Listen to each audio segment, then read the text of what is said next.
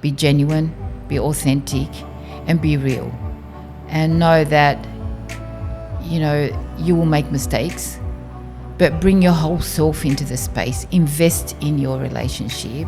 To listen to the need behind what is being communicated. So that's something I would have reminded myself, because I think I needed to learn really how to listen. You always think, I thought going into marriage, I'm such a great communicator. My communication skills are great. But then you really have to dig deeper.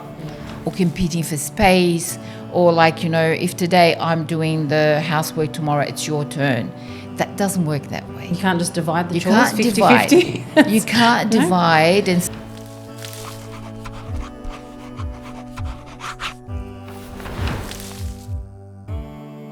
Assalamu alaikum wa rahmatullahi wa barakatuh. Welcome to another episode of the MWA On Purpose podcast. Today, we will be talking about women, family, and balance, navigating responsibilities and communication in marriage. So we have a lot to talk about in this session. And there are so many different ways we can tackle this topic. And we really want to be able to, by the end of it, hopefully have some idea of how to maintain a sense of emotional and spiritual balance, if we want to use that word, in family life, while also managing responsibilities as wives, mothers, daughters, sisters, granddaughters, grandmothers, aunties, and all of the responsibilities that we have, as well as those who have professional responsibilities. So we might start off with a conversation. Hopefully conversation starter for getting into this, inshallah. We are joined again together with Maha and Nemat, and the last few episodes we've been speaking about the concept of sisterhood, and also then the awareness of the spaces between private and public. Now we're really going into the idea of, or concept of, a Muslim family and coming together in that private space as well. So maybe, Hajj Maha, we'll start with you. If you could give one piece of advice to your younger self about marriage, what would it be? Assalamu alaikum wa rahmatullahi wa barakatuh. That is, it takes me a long, time, travel in time. I think any advice I would give to myself is just be who you are, be genuine, be authentic, and be real. And know that, you will make mistakes, but bring your whole self into the space. Invest in your relationship in a way that don't wait for if you do something, don't wait for being grateful, like someone else being grateful, or show gratitude to you, because the baseline is we're doing it lillah. Yeah. If anything, that's what I would have reminded myself to. Yeah. Jazakallah khairan. Yeah. Nemat, what about you? Oh my goodness. Okay. Assalamu alaikum. Alaikum salam. I think something I would have said to myself is, and I think it reflects from your last episode about deep listening, is to listen to the need behind what is being communicated.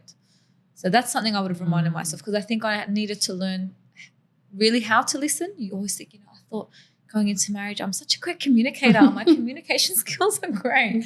But then you really have to dig deeper. Yeah. You have to dig deeper. So I would have thought, so sometimes I had to learn that. It took me time to really learn to not just what the words that are being spoken or what is being said, but what are the needs that are being communicated. Because I think as human beings, irrespective of, being male or female, we all have the same wants and needs to be loved, to be respected, to be valued, to be seen, to be trusted.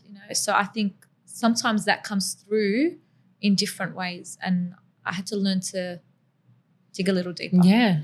One more thing. Yeah, go ahead. I just remember, don't think you're getting married to change someone else. Yes. Not to change the other person. Because that's what we always, I remember in those days, it was just like something you didn't like, you want to change him. or they want to change her. It's about accepting each other for who we are and grow together. Okay. All right. So then on that one, accepting each other for who they are, who we are, maybe we'll get into a little bit about roles and responsibilities in marriage. And there's this concept called balance in marriage. And we've spoken about balance in public and private and balance in different things. And we've sort of said, you can't just have balance. It's not going to be this consistent thing. It's going to lean one way or the other. When it comes to traditional gender roles, how can couples approach these in a way that aligns with Islamic guidance and modern realities? Look, I think it's not hard. It's so simple if you keep it simple. If you keep it simple in the way that you are applying Islamic principles, but first you have to learn about Islamic principles, the role of a husband and a wife. It's not to overtake someone else, and it's not to overpower one another. And we always know when we hear about men and women to complement each other. Yeah. And you marry to complement one another, to create a space where you're both together, right? And what we see is that in the West, things are shifting and changing. And one minute you're green, the next minute you're yellow, and whatever, So I think we need to just ground ourselves with who we are, what our purpose is, and why we do what we do. And it doesn't mean that doesn't come with like everything else in life. There's challenges, there's obstacles in our lives because we're both two different people, come from two different ways of life, the way we create sometimes, the way we hold our our spoons, our certain things irritate us about each other. So how do you create that balance? You choose, you prioritize. What are the most important things in life that you want to discuss and you want to learn about each other? And I think there's different ways of learning about one another. And that in Islam, you do that through congregational prayer, you pray together, you learn Quran together, you do so much together. And yes, he has his friends, you have your friends, but it doesn't mean that you are competing for time or competing for space or if today I'm doing the housework, tomorrow it's your turn. That doesn't work that way. You can't just divide the chores 50-50. You can't divide and say, I'm doing this today, you're doing it tomorrow. I'm washing, you're hanging. Because another day could be he's washing, you're hanging. Could be he's cooking, you're washing. Could be he's cooking, he's washing. And as time moves and as you get older, he does a lot of the things because he would have been retired and you're still doing the work. But that's what balance is. Balancing the way we approach life, right? It's not a clear cut of 1 + 1 = 2. It's not black and white. Yeah. It is so much simple and simpler than what we give it. But what we are affected by is the image of what it should look like. Yeah. But I'm sorry, I'm not like her and she's not like me. My family is not like yours, you're not like mine. But the baseline is we are all the same, right? We have a purpose in life. We like I say always, we love the same, we care the same, we want the best for our family the same, but the way we approach life may be different according to our circumstances. So I think when we talk about marriage, we look at it as a way of knowing yourself. Because that's when you get to know yourself more than any other time because it's safe and most of the time. I'm not saying that there are times where marriages is not safe.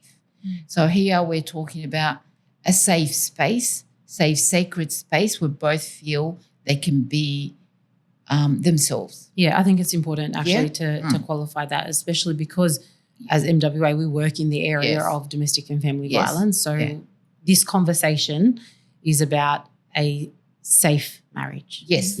Please. Yeah. It's important to realise that, not all families, not all marriages is safe to be with, to be able to talk about it. But here, as we're talking about a safe space and how do we navigate through that safe space in our lives. Cultivate that cultivate the best in each other. That's right. Yeah. Yeah. So you mentioned there comparison.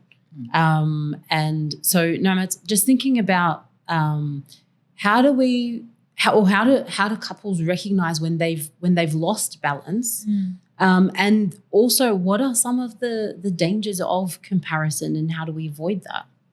I think what Hajj Maha reminded herself of early on, which is accepting the person for who they actually are, not for who you want them to be, not for who you want to morph them into, not for what they can just do for you.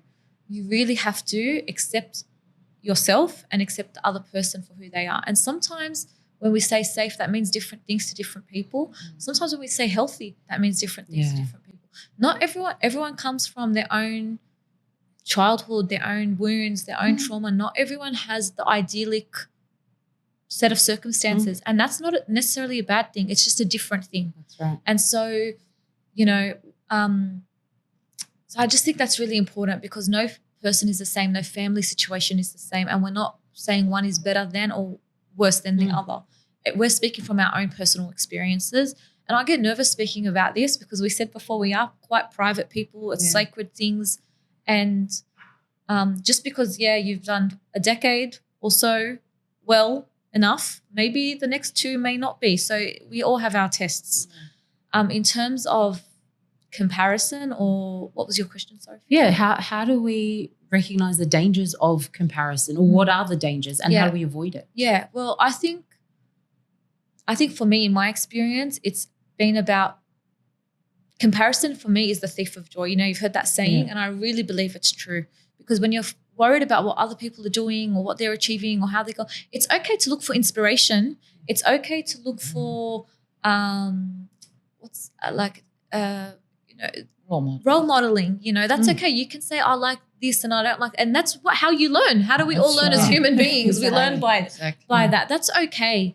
But there's a difference between role modeling and inspiration, and there's a difference between jealousy and envy and putting other people down and not being content with what Allah has given you. Because a healthy relationship, connection to people, these are all forms of rizq from Allah subhanahu wa ta'ala. And sometimes we don't see it because we're so in a capitalist world that we see only the external or the other things, the worldly things. And so I think that that's a really important factor. What is that causing that irritation? You need to learn to sit with yourself. That's the truth. You need to learn to sit with yourself, because if you've never learned to sit with yourself a little bit, then how do you know what your own needs are to then expect someone else to meet your needs? Yeah, I think that's a bit of and your needs may change at different times in your life. There's times where you divide and conquer. There's times where you lean in more. There's times where you need to reclaim your own self and your own voice in your own decision making around certain things. But that's not done in a way where you have to go into battle or head to head. That's just learning how to sift through different phases and stages of life. There are times where what you would think is a safe and healthy relationship can feel a little bit, I don't know, you know. That doesn't mean you just throw the baby out with the bathwater all the time. If it's within we're talking within that frame of reference, sometimes it's an opportunity to check you in and say, okay, what is feeling like is missing here? What do I need to communicate more? Am I being true to myself, or am I just going with the flow too much and I'm losing my own self in this? So I think a marriage is between two people. It's between two people in front of Allah subhanahu wa ta'ala. It's a commitment. It's safe and sacred, and the grass is green where you water it. Yeah, exactly. That's so true. And can I add a little bit more? When you get married, he's not your father and she's not your mother. And I think that's where we make a lot of mistakes. We compare we want him to be like our father. We want her to be like our mother. But that's a new space. Yeah. And we've got to give each other some time and a bit of a leeway into leaning on each other. And when one of us is down, the other one should pick him or herself up, so that you can be that sort of a support for that person. Because it's not a competition. And what I find really now, and it's always been like, Yani, it feels like marriage is a competition. But it is not. If we talk about it as it being sacred, as it being like yani, a space where we are here to be and not to wish-wash the some of the differences.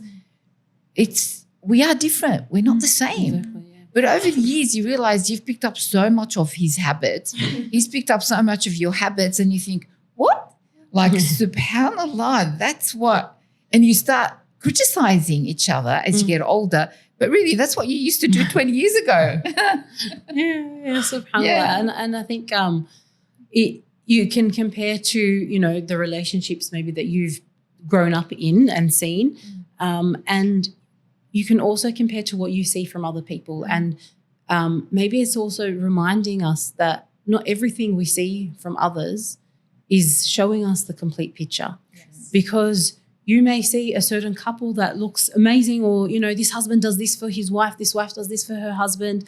And then it starts to build possibly some resentment or animosity even to your own spouse. And that does, so when you said, you know, that quote, comparison is the thief of joy, it's you're looking outwards instead of looking inwards. And again, we have mentioned it a lot in the previous episode, but the social media. And we have a visibility of other people's lives now that we never used to have. And I think as individuals who are engaging in different aspects of society on different levels, right? Sometimes you're going to be the student, sometimes you're going to be the teacher, sometimes you're going to be the mother, the professional, the manager, all of these different responsibilities that you have. But then you're also seeing insight into other people's lives that we haven't seen before. And we haven't quite yet developed those tools of how to then navigate that. So coming back into what is my private space?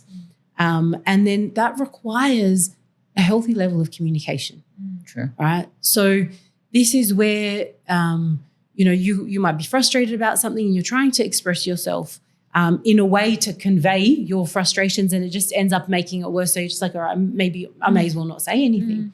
So there is, again, we do have examples from Rasulullah sallallahu alayhi wasallam, and there are beautiful, beautiful examples. And Rasulullah sallallahu alayhi wasallam was present at home. So with Aisha radiallahu anha, we have these levels of interaction where Rasulullah sallallahu alayhi wasallam would just converse with her for now what seems to us to be like just for the sake of making her happy, you know, or for the sake of conversing, checking in on her. There's this level of emotional intelligence, right, and empathy that we see displayed by Rasulullah sallallahu alayhi wasallam. Or even with his wife Khadija radiallahu anha, it was a very different type of relationship.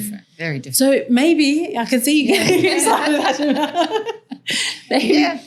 Can you share some insights on, okay, how do we then use that as a means to navigate our own relationships? But subhanAllah, but that's what I was like feeling is that there's so much diversity in the way that we respond. We can't just take one moment and say, well, look, he did that. Rasulullah did that for Sayyidina Aisha. Why are you not doing it for me?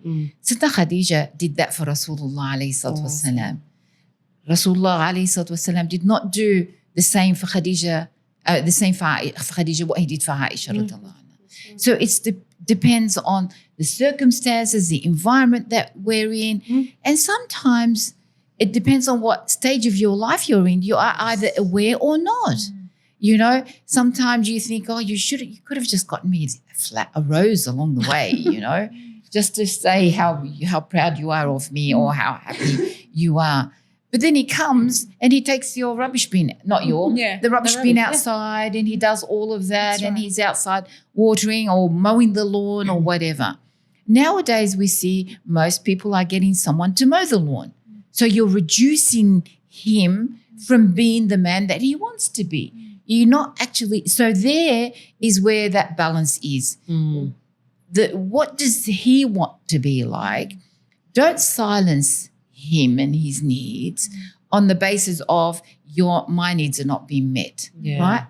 Because if my needs are not being met, I need to understand where are they coming from, and what what principles am I utilizing to really engage in that sense of, in that space where a home and a sacred space in marriage is not just in that physical home. It's right. outside with people. Sometimes your personality could be like, either she's quiet or he's quiet, so you can't judge someone or compare.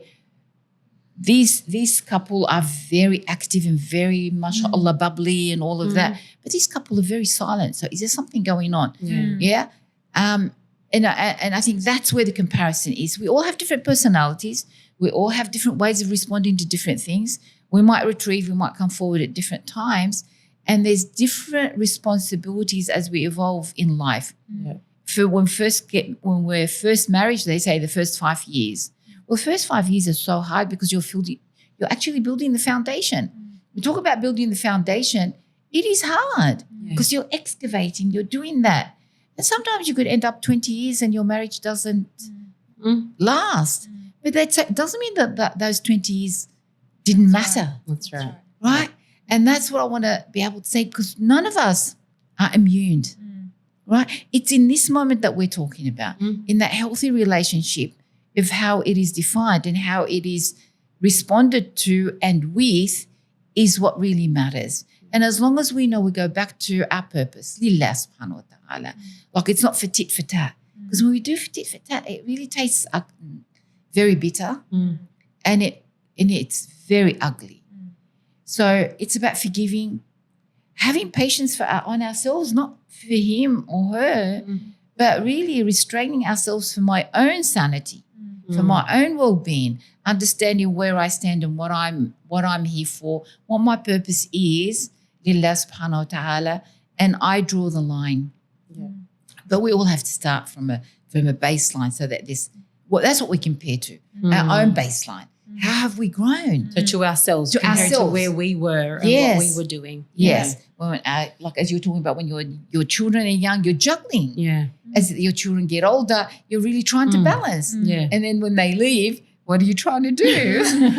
Yeah, so true. Subhanallah. What is some of your reflections on that now? Oh, well, you were just, you were asking as well, like, that communication piece. Yeah. I think it's really important that, and as part of our Islamic principles, to always speak with respect and, to not, have a standard for yourself. And sometimes you may cross it, but have a standard that you come back to of, not belittling, not doing all those sorts of things, because you're hurting each other. Like you both want to have the same objective. And sometimes it's also about what are the qualities that, we liked about each other, in the first place, and remembering those qualities. So, but I do think communication is important. Whether it's sometimes, like I said, like you have to learn to look at what's not just, what are we saying in this moment? What are we trying to express? Yeah. That's, what are we trying to communicate in this moment? Are we able to hear each other in this moment? Are we on the same page or are we on a different page? And we need to stay on the same chapter. Yeah. Because you need to not lose sight of the soul in front of you. He might have different duties, he might have different responsibilities. So might you at different stages of your life. But that's a really important thing. Sometimes I've used a lot of different ways to communicate because I'm an emotional person, and sometimes I didn't want my emotions to be a block on certain things. So, okay, maybe I can send a text, not an angry text, an actual distilled text of what am I trying to communicate. Or sometimes the best conversations are when we're not in the same room and we're talking on AirPods and having a deeper communication. So don't be afraid to try like what works for you to like individually and collectively. Yeah. And at the end of the day, you want the same values. You want to get to the same things in life, not achievements. But, what does peace, contentment, compassion, how do we give that to ourselves and give that to others? Yeah. So you mentioned, respect, maintaining that respect. And, we know there is a perception and, there are cultural expectations that in a Muslim marriage, it's the man, he's in charge, he has the first and final say. and, the woman must obey. How do we respond to that? I like that one. I just wonder if our husbands would agree with that. No, it's out there, right? It is. You're And right. we can't You're just right. say, pretend, okay. No, it's It's true. true. It's an assumption. But Yeah. he holds a responsibility, right? That's what it's about. It's you make a decision, you create a safe space to really have a consultation to talk about it.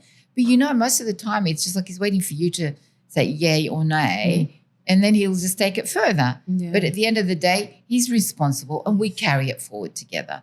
It's not just, well, I want this and I want that, and you go forward, and then if something goes wrong, we start blaming and shaming. I think that's where we're seeing right now is that people are very fearful of talking about that balanced way of life. Yeah. So what if he's he's the head of the household? I would love for him to be the head of the household. So, because you're already doing so much in your line of work, you want to come home and you want to just let go, right? But I was listening to someone the other day, someone who's just very, very feminist and very modern, and she said, she used to hear about her grandmother talk about washing her grandfather's feet, right? And she said, I wish I could do that to my husband now. And the person said to her, but you're a feminist. What are you doing? What are you doing? She said, what do you mean? So does that mean I can't love and I can't respect? And I'm like, and I'm thinking about it now, and not that I would do it, but anyway. But it's those things that people are coming back to. The actual, like sometimes certain people would understand things beyond words. Yeah. It's about action. What am I going to do if I know how that person responds to me? So it's not just about you being the head of the household and I sit there and watch everything fail. Yeah. Just like you would do that in any work, in any company. You have a head, but the head is responsible. Everyone does the work. You've got managers of different places. You've got all of that. And subhanAllah, Allah subhanahu wa ta'ala has given us the meaning of balancing, the meaning of time management, the meaning of families. Everything else is there for us to really apply. And yet we go out there and we look at somewhere else to apply it. So I think we've just got to come back to our purpose, our focus on being authentic enough to say, I don't know how to do this, right? Because we're missing that village style where women used to come together, like, they'll do the wara anab, they do the cooking, the vine leaves, wrap them and together as a group. They would talk to each other. Yeah, there are communal activities that are taking place. And young women would listen and were like, oh, I've never had that experience. Yeah. But when it comes, she knew what was happening. Yeah. Right now, it's like everyone goes in there. There's no manual for marriage. There's none of that. There's marriage workshops, but that doesn't hit the heart of being who you are, understanding yourself as a servant of Allah subhanahu wa ta'ala. And so how do we go about doing that? So yes, there are marriage workshops and you can go to marriage courses, and it's important to understand your roles and your responsibilities. But there is a lot that comes back to yourself, understanding your triggers and how you respond to things. So how do we even start reflecting on ourselves and our own ways of responding? Yeah, well, I think the beauty of marriage is that you get to have a level of depth of knowing one another that you don't have at a superficial level in any other relationship in your life. You have different relationships and they serve different purposes in your life. Marriage is not the only thing. Yeah. But in a marriage, it's unique in that sense. And I think as well that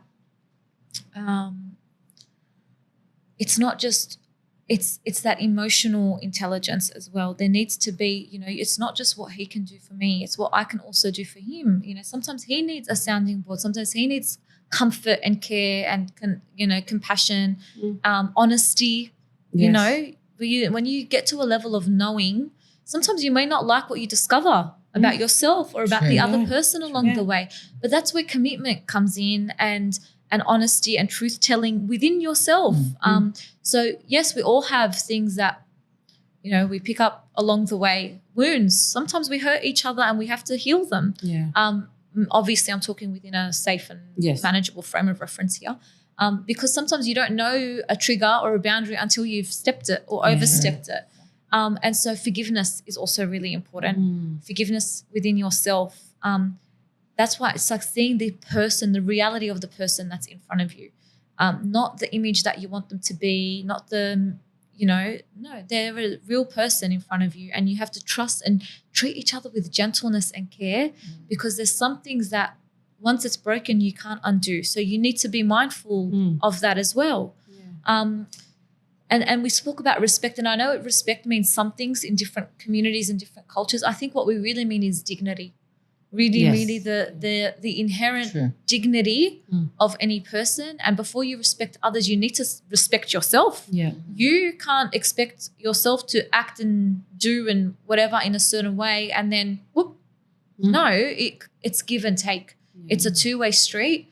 And you need to be in tune with one another. Sometimes if someone's hurting, the last thing they want to say is, I need help sometimes. Yeah, absolutely. You need to volunteer it. Yeah. Sometimes we think, communication is just say what you need. No, that's not. Like, most of our communication is actually non-verbal, right? Exactly. As human beings. That's right. And I think you need to volunteer that kindness towards one another. It's not just, I need you to pick me up a flower, or I need you to say, why should I have to ask you to say a nice word? Yeah. Volunteer that kindness and that compassion with. Sometimes we forget it because we in the Western world are so conditioned to doing, not to being. And how do we be with one another? How do we be with ourselves? And to be honest with you, in my marriage, I had to unbecome, not become a lot of the things that I thought of myself or that I wanted to be, and reframe that in a more beautiful way. But it's messy, it's not always easy. I think I've said this before, but there's a saying where a seed to achieve its greatest expression must be completely undone. For anyone who doesn't understand growth, it looks like complete destruction. Sometimes that's what it feels like on the inside, but you're really, really, really, if you're able to do it beautifully and to keep connected with one another, Allah subhanahu wa ta'ala will test us in other ways, but there is a real beauty in it. And I don't think we see that a lot, in the world. We see hardships, or we see challenges, or we see overcoming obstacles, we see triggers, we see, I think there's sometimes we can over-communicate. Yes, definitely. So over-communicating is, I see all the gaps and I see all the flaws, and I'm going to tell you every single flaw. Let you know each one of them. Yeah, sometimes, honestly, if I'm really we actually need to communicate the nice things that we see in each other more, because not every time we have a moment, and as you have more children and life gets busier, forget work, just kids and family life and responsibilities to your parents, to your in-laws, to your, all those sorts of things. The moments get smaller and smaller. So your ability to communicate needs to get better and better in a way. That's my experience. Yeah. And so the time where you had in early marriage to sift through all the emotions and go from anger to frustration to whatever to get to the bottom of it, you've got to sort of distill that. You've got to fast track that. Yeah.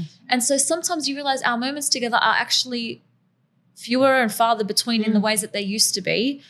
Do I want to spend saying everything about – that doesn't mean I don't address the issues. I need to know what is my thing that I can't what is my non-negotiable, But if it's something that I'm sweating the small stuff on, you need to learn that too, because not every encounter needs to be a criticism or a put down. And sometimes even with the best of intentions, that's how we can interact. So we need a level of self-awareness and mutual awareness, because in a marriage, it's two people.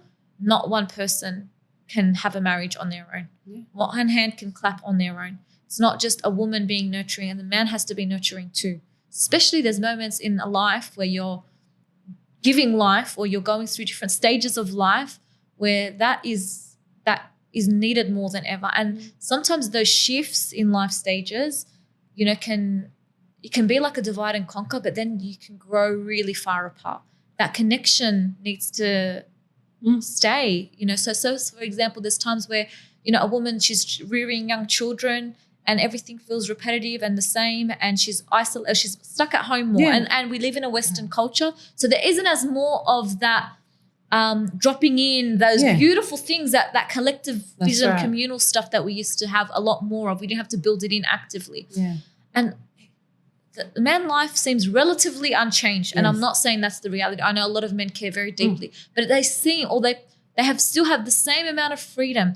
Sometimes they have to say, they can see you're diminishing, you're dwindling, you need that. They have to volunteer that. There needs to be a voluntary care for the state of the relationship, and have some wisdom in that. If you're going and having all these solitary experiences, for example, you're doing, the last 10 nights of Ramadan and all of those sorts of things, it's just having a level of consideration. It's not to say don't do them, or it's not your right to do them, or you don't have a responsibility to do them, but it's a genuine care and connection to, if I have all these life experiences how are we going to reconnect? What is that? What trajectory are we then setting? Because you do have to move delicately. Absolutely. And there is going to be different stages in your life, right? So there is a level of intensity maybe when someone has young kids that feels like this is going to be it forever, and I'm exhausted and I'm tired and there's no one around to help me. And as well, there's an unseen mental load that many women carry, right? And maybe struggle a little bit to communicate when they do need help, when they need, just some little thing, because, they just expect, like you mentioned, he'll just realize, right? He should just realize by himself. How can we get better at expressing ourselves while still, maintaining the rahmah, the compassion and the mercy and those sort of virtues that we want to see in a marriage? Of course, I think just carrying on from what Nemat has been beautifully describing, and I think you don't wait to be in crisis. You learn to express yourself continuously, but not constantly. Right? Okay, yeah. Say that one again. Say that one again. To actually converse and communicate consistent, but not constant. So you're not nagging, because that's how they will see it. So they'll switch off. They don't listen to you. Don't do it while you're breastfeeding. Don't do it while you're preparing food, because your time with them becomes shorter and shorter as you have kids. But what if you don't have time though? You find time. How? Well, before you go to bed. Don't you go to sleep? Before you go to bed, find that time after the kids go to sleep. Have a cup of coffee together or tea or whatever, and don't make it as a chore, right? Because when you do that, you'll find time to go on TV, watch his own shows, right? Yeah. You don't want to take him away from something he loves, because then what are you doing? Are you punishing me? So if you're punishing me, therefore it's going to be tit for tat, I'm going to punish you, right? So the way you move forward is you must find that little moment, a window of opportunity when you put your head on that pillow. Don't nag, nag, nag, nag. We all want to do that. Say, look, I have something to say, and say a beautiful thing, a positive reinforcement. That is creating a ada. All right, a habit of that. If he doesn't hear it, something is wrong with you, right? Then he'll start to be tuned into. So when you have a migraine or a headache, are you okay? Yeah. Right? So like we do for everything else, you've got to train, like you train yourself. Yeah. You train yourself to be with that person. Okay, you start with one and then they want more. Because I want to be more positive reinforced. And I'm not saying to pretend. No. Don't pretend. Because when you pretend, you'll find out. And it's like you don't feel good because you're doing him a favor. No, don't ever do it because you're doing him a favor. You're doing yourself that bit of awareness, right? Like you can't just say, look, for the sake of saying it, like, it's been a rough day today. Well, it's been a rough day for me too, Habibi, right? Just say, look, you know what? When, I can't do shopping and pick up the kids and do this at the same time. do you have a way that we can work out? Yeah. It's again going back to what you're talking about, communication. Yeah. But unless I know how to communicate with my creator, Allah subhanahu wa ta'ala, I'm never going to be able to communicate with my whoever it is. And most importantly is my partner, right? In this dunya and the akhirah, inshallah. So this is how we do that. And everyone has their way of doing that, right? So then it'll start go beyond this worldly thing. Or you can say before he goes, make dua for me. A lot of people say, make dua for me. Just say, may Allah subhanahu wa ta'ala give you ease along the journey of your day today. May Allah subhanahu wa ta'ala give you blessing, and they will start to reciprocate that. And you'll see that kids grow and hear it. Yeah. So they'll do the same. You see young kids say to their dad, oh, Baba, may Allah subhanahu wa ta'ala give you ease along your journey. How beautiful is that? Because this is, you're instilling the habit, not just in yourself, but in your children. And even if you don't have children, how beautiful would that be when you end the night before you go to sleep? May Allah subhanahu wa ta'ala allow us to wake up in a better form tomorrow than the day before. I was just going to say that another concept that we try and hold true to is husn al-dhan. Yes. Having good thoughts of other people's intentions towards you, especially with your spouse. Sometimes their execution might not be perfect, but the intention and our own execution may not work. We talk about red flags and green flags in modern society. Yeah. Sometimes we are a red or amber flag ourselves, okay? Let's own it sometimes. Yeah. But I think having having to question that positive intention towards one another. Yeah, so that benefit of the doubt. That benefit of the doubt, that grace as well, towards one another. And, Hajj Maha, you said, is there not a moment, before you put your head down on the pillow? When my young children were a lot younger, it was, at night you'd be able to have a conversation. We are at this point in our life so exhausted. By the end of the night, it's now Fajr time. Yeah. You find it. You find that's what I'm saying. As in, don't think. I think we think consistency is sameness. No. Or continuity is same. It's not. You have to, and that's where it's the active investment in one another and in yourself. It will look different in different seasons of your time, your life. Yeah. And I think in my experience has been sometimes doing things the same is very convenient for us. But convenience is not always the best thing for you. Convenience and comfort is not always where growth happens. And it can make you stale. And if you're like your water, river, it's stagnant. And you have to starts to and because we're sort of we acknowledge we are, alhamdulillah, women and wives. We're also working women, and we're not trying to pretend that is the better way. No, it's not. At all. It's just the way that we found has worked for us in our particular circumstances, in our particular stages of life. Yeah. We weren't always working women. That's right. We may not always remain to be working women. Exactly. So I just want to, but I do think it's being in tune with that, because we can, when our children are younger, get into separate roles and responsibilities which are rightfully there.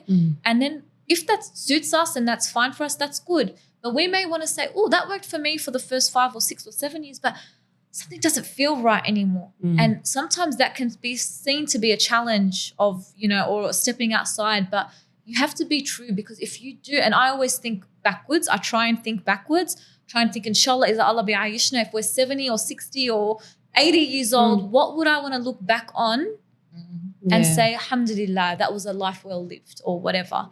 Because I try and do that, because you can get stuck in the phase and stage of life and then dream together as well. Sometimes you might achieve, Allah might bless you, and you might achieve all your dreams. You think, oh, we're done. That's right. You can have other parts of yourself to explore. Just that on that point of dreaming, when you have your first child, you're both communicating together about, imagine when they have their first walk.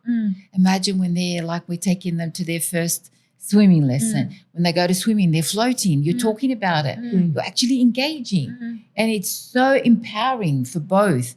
And then when they go to school on their first school day, you're actually engaging. So it's that process that you go through along that time of your life that stays in your memory as you get older, and your time shifts and changes. So that how you were communicating in the early days will not be the same as when your children have left home, you've got your own grandchildren. It's very, very different because now you can actually have a cup of coffee in the morning and your time changes.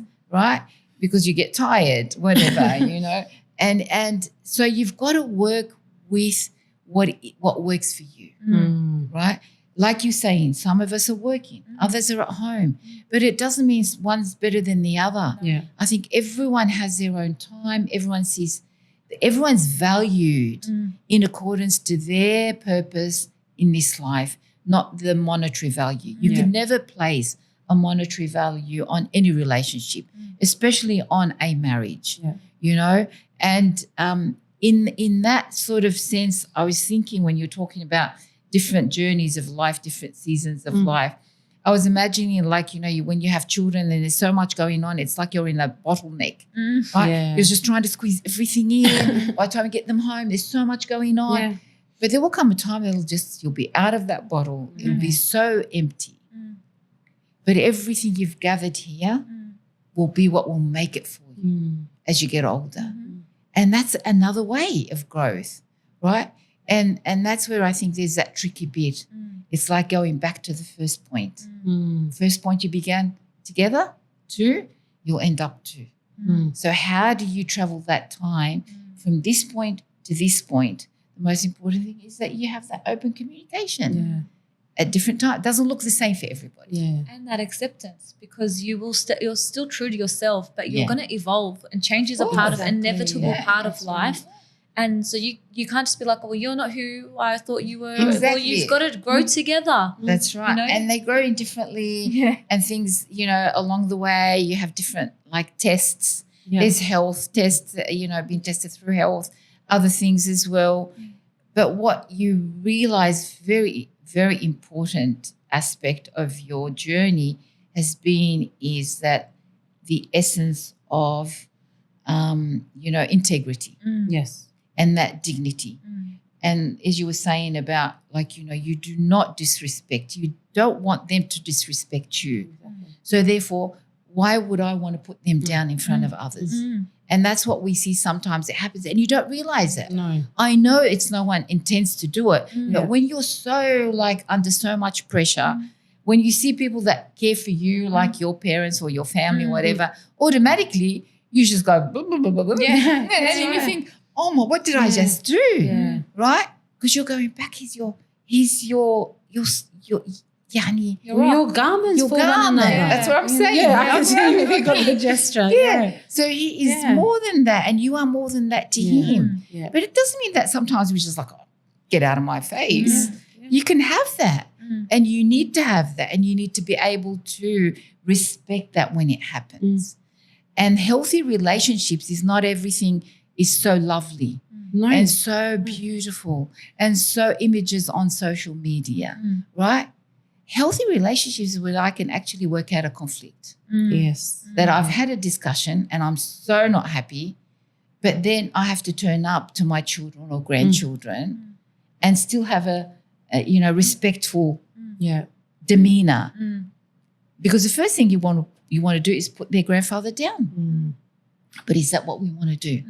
The same thing is what were you when you first got married? Is that what when you loved him so much, you would never allow anyone to touch him or say anything bad about him? Well, that's one of the, the mistakes that people learn, and that if you've had an argument with your husband, then you then continue the argument through your children. Yes. Right? And that's just like, that's the thing not to do, because then you're bringing your children into a disagreement that has nothing to do with them. And they don't understand it. Yes, that's right. And you're exposing things like we spoke about in the last episode, sitra, that there is still a responsibility on you to maintain sitra in the home as well. Exactly. And then especially when there are children, then they're going to be resentful to one or other of the parents as well. Yeah. And then you wonder, what happened? Why is this behavior changing? And, what's going on? So it is really about this raising of families with this emotional and spiritual health. And when, we're talking about the busy times and all of that, there are things that we can do just to unlock that barakah, right? So we can always do the 3 quls in the morning and the night. So Qul huwallahu ahad, Qul a'udhu falaq, Qul a'udhu bin nas, morning and night. These are easy things, but because, okay, we're talking about Muslim households, and then you're instilling habits in your home. Pray together. You praying in your home, in jama'ah, in congregation. That is something that's going to bring blessing to the household. So these are not things to take lightly. Right? These are things that we've been given as things to do. When you're learning Quran, learn Quran together. Right? There are so many women who start learning and memorizing Quran with their children. Right? And then they'll bring their husband in when they can, at least to listen in. So there are different responsibilities. But the only constant is change. Right? So it's always going to change. Of course. It's always going to change. And then we need to be honest with ourselves that we change. I know I'm not the same person I was 20 years ago. No, of course not. I hope you're not. Right? Not because there's anything wrong, but I don't want you to be stagnant in your whole life either. So we change as people. And so then we've got to navigate things in a new way, in a different way. And if we do have our focus, remember, in terms of advice, the best advice was ever given, getting married, was always know you're marrying not to make him happy. You're marrying to please Allah subhanahu wa ta'ala. So if you keep coming back to that, it's like no matter what happens, okay, please Allah subhanahu wa ta'ala. And we have that because alhamdulillah, we have the ni'mah, the blessing, the gift of Islam. So that has to come into the way that we sort of, put our ingredients together within our household. And I know we can, I feel like we've just, sort of touched the surface of this, but I want to bring it together to bring some practical advice on what can people do at different stages in their life to bring more of a sense of peace. Because sometimes it feels that the world is chaos and inside my home is chaos. So what are some things that people can do just to bring a sense of peace back into their home space? Sure. Look, I think you're not doing it for them. That's the key. You're doing it lillah. So I would imagine, that's how I used to do it, not knowing, is that what if Rasulullah ﷺ came into my house now, right? Yes. How would it feel? Like the smell of the food, the way that, it doesn't matter if there's karkaba, there's lots of things around your house. It's not, you're not having a showroom house, right? That's where I want to say is don't focus on every bit has to be in its place in your home. Let it be all over the place, but cleanliness. And you want your child to come home feeling comfortable to throw their bag around, right? They don't need to go and put it in a place that you assign it to. They will learn to do that later on. Your husband is the same. He comes and kicks his boots and whatever, and just like, oh my God, he's got his towels, he's got his this.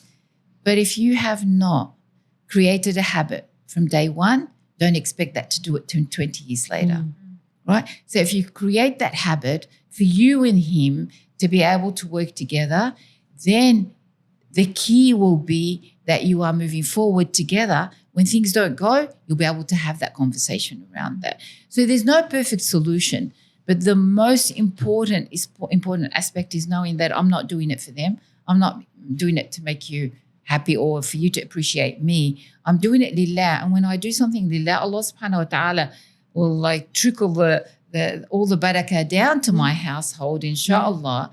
And we will all benefit from it at the same time. It's about when we're eating together, right? Just spend some time eating together. Yeah. Not in and out because we're all so busy. I know every day everyone's busy, but there are times on weekends or any time that you will create that space that their kids get used to setting the table, having lunch together with mum and dad. They'll be so excited, and that's what barakah looks like. That is so different, but that it's instilled in the heart of each member of the household. Yeah. Nemat, final thoughts? There's what's coming to me in parallel to what Hajma is saying. So is connection before correction. And I think that applies in marriage and it also applies with our children. We can, when there's a connection and when we're building and we're investing in one another, and what does that mean? It's not just the doing things or putting images. It's not what the glitters, all that glitters is gold vibes. It's the it's that deep listening, that seeing one another, that your kids being able to come home or your husband being able, that was such a tough day, everything that could have gone wrong, like being that sense of comfort for one another. I think it comes from connection. You have to invest in those connections. You have to invest in that connection with yourself and give everything its due. So you said earlier, Hajj Maha, don't be punitive. Yeah. Don't be tit for tat. Do not say, I need, and you can't go. Everyone needs time with their creator. Everyone needs time with themselves. Everyone needs times to fulfill their other obligations. It does get really busy and really hard at different phases and stages in life, but it will pass.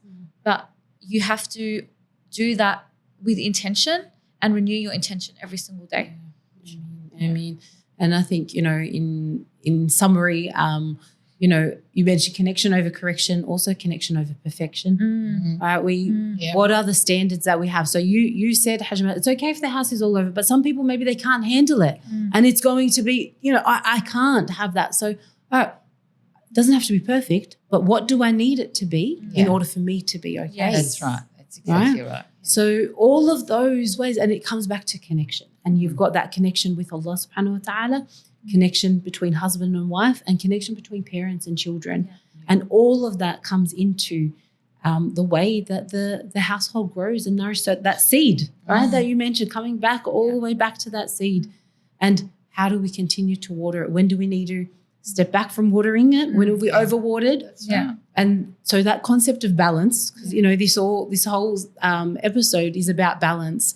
And, we started by saying, is there really balance? Well, the balance is about knowing when to step in, step out, and that the constant is going to be change as well. Feda, I asked my husband before we did this episode, what is balance to you? Because at certain points in life, there is no balance. Balance doesn't exist. That's right. And he was saying to me that balance, sometimes there's a balance point. Sometimes you think you're carrying one thing, but on one hand, it's so heavy. You actually need to pick up the second thing, right? And so it's counterintuitive. We think we're doing more. Sometimes what you're doing, it is more, but it's more aligned. It allows for an equilibrium to occur, for example. And then we had a distinction between balance and juggling, and I think sometimes just having that different language, it applies different meanings to different phases of your life. But I just wanted to say as well, I know we're very much speaking from a position of strength. Yes. We're very, very much speaking from a position of compassion and trust and respect and established foundation.